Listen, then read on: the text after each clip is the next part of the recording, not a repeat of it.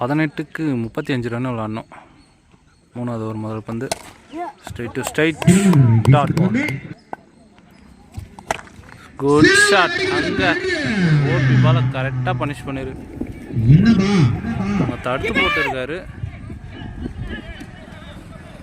அவங்க ஒரு முறையீடு போயிட்டு இருக்கு. 6ங்க. Good shot. லைனில் 6 கொடுத்துருக்காங்க. Good shot.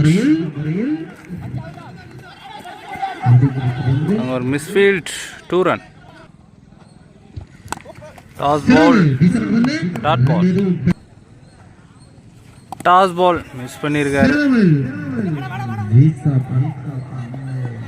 பைஸில் சிங்கிள். டாஸ் பால் வாங்கி அடித்தார். ஆனால் சரியாக மீட் ஆகலை.